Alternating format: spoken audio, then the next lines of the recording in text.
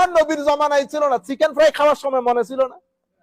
Chicken fry যে খাইছেন, কাচ্চি বিরিয়ানি খাইয়া যে ঢেকুর তুলছেন, আমার নবীর জীবনেও কাচ্চি বিরিয়ানি খাই নাই।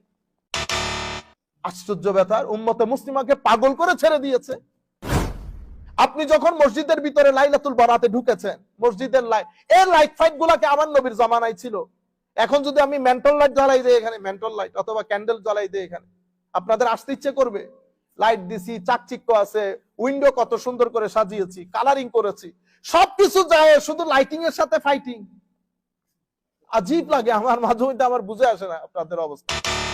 আমরা তো ঘর সাজিয়ে ফেলি ঈদে মিলাদুন নবীর, পুরা মাস ব্যাপী ঘরের মধ্যে লাইট জ্বলে, পুরা মাস ব্যাপী ঘরের মধ্যে কত ধরনের কাজ করি। কারণ তরুণ প্রজন্মকে, আপনি আমার বাচ্চা যখন বেড়ে উঠতেছে, সে থাকে কুফরের দেশে, আর বাংলাদেশে থাকলো সেকুলার কান্ট্রি। এখন আপনি কি দিয়ে তাকে বলবেন যে তোমার নবী সাল্লাল্লাহু আলাইহি ওয়াসাল্লাম? যখন রমজান শরীফ আসতেছে, রমজান শরীফের মধ্যে কিছু জায়গা আপনি একটু সাজাবেন, লাইটিং করবেন, সে বুঝতে হবে না এটা মাহে রমজান।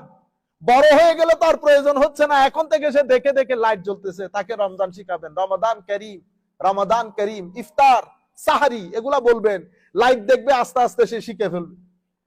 পুরো এই মসজিদের মধ্যে ইনশাআল্লাহ আমরা মাহে রমজানের মধ্যে বাইরে লাইট দিবেন, মানুষকে বুঝতে দেন, বাইরের মানুষকে, মুসলমানদের রমজান চলতেছে।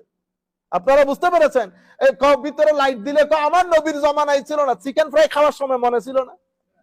চিকেন ফ্রাই যে খাইছেন, কাচ্চি বিরিয়ানি খাইয়া যে ঢেকুর তুলছেন, আমার নবীর জীবনেও কাচ্চি বিরিয়ানি খাই নাই। আশ্চর্য ব্যাপার, উম্মতে মুসলিমাকে পাগল করে ছেড়ে দিয়েছে। আপনি যখন মসজিদের ভিতরে লাইলাতুল বারাতে ঢুকেছেন, মসজিদের লাইট, এই লাইট ফাইট গুলাকে আমার নবীর জমানায় ছিল। এখন যদি আমি মেন্টল লাইট জ্বালাই দিই এখানে, মেন্টল লাইট অথবা ক্যান্ডেল জ্বালাই দিই এখানে, আপনাদের আসতে ইচ্ছে করবে? লাইট দিছি, চাকচিক্য আছে, উইন্ডো কত সুন্দর করে সাজিয়েছি, কালারিং করেছি, সবকিছু যায়, শুধু লাইটিং এর সাথে ফাইটিং। আজীব লাগে আমার, মাঝে মধ্যে আমার বুঝে আসে না আপনাদের অবস্থা। লাইট লাগাবেন, বাইরে লাগুল মুবিন। এই এই এই মানে বেদাতের বিষয়টা আমি সম্মানিত আমাদের ভাইরা যারা যেখান থেকে বসে শুনতেছেন, সামান্য সময় আলাপ করেছি।